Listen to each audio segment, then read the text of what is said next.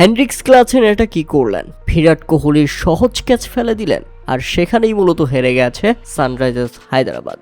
19 বলে 30 রানে তখন বেঁচে যায় নবম ওভারে বিরাট কোহলি। কাব্য মারণ হয়তো বা ভাবছেন যে খেলা দেখাবে সানরাইজার্স হায়দ্রাবাদ, সেই খেলা দেখিয়ে দিল রয়্যাল চ্যালেঞ্জার্স বেঙ্গালুরু। হ্যাঁ দর্শক, 202 রানের লক্ষ্যে ব্যাটিং করতে নেমে রয়্যাল চ্যালেঞ্জার্স বেঙ্গালুরু জিতে গেছে 15 ওভার 4 বলের মধ্যেই।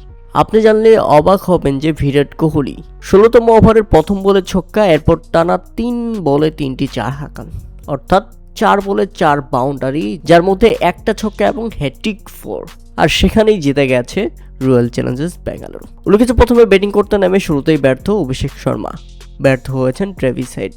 এই দুই ব্যাটসম্যান যখন ব্যর্থ হয় তখনই মনে হচ্ছিল সানরাইজার্স হায়দ্রাবাদ 250+ রান করবে তো দূরের কথা, এদিন 200 করাও তাদের কঠিন হয়ে যাবে।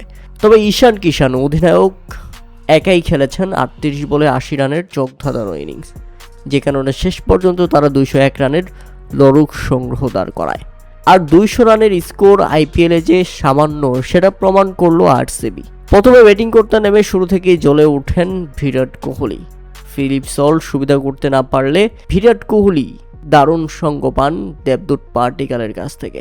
এই ব্যাটসম্যান খেলেন 26 বলে 61 রানের দারুণ এক ইনিংস। সেই সাথে বিরাট কোহলি কম নয়, 38 বলে 69 রানের অপরাজিত ইনিংস খেলে দলকে জিতিয়ে মাঠ ছেড়েছেন এই ব্যাটসম্যান।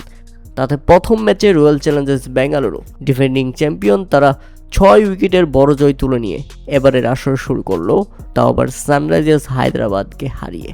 তাতে গ্যালারিতে অনুষ্কা শর্মার নাচ দেখে ফ্লাইং কিক ছুড়ে দিয়েছেন বিরাট কোহলি নিজেও, এবং অনুষ্কা শর্মাও রিসিভ করেছেন এবং উল্টো আবারও চুমো উড়িয়ে দিয়েছেন। দারুণ মুহূর্ত দেখেছে ক্রিকেট প্রেমীরা। শুধু এখানেই শেষ নয়, এদিন রয়্যাল চ্যালেঞ্জার্স বেঙ্গালুরুর নতুন মালিক অনন্যা বিড়লাও ছিলেন উপস্থিত। অনুষ্কা শর্মার পাশেই ছিলেন তিনি। বিরাট কোহলির এমন দারুণ ইনিংস নতুন মালিক হিসেবে তারা ব্যাপক এনজয় করেছে, এবং প্রথম ম্যাচে জয় তাদেরকে আলাদা আত্মবিশ্বাস দিয়েছে।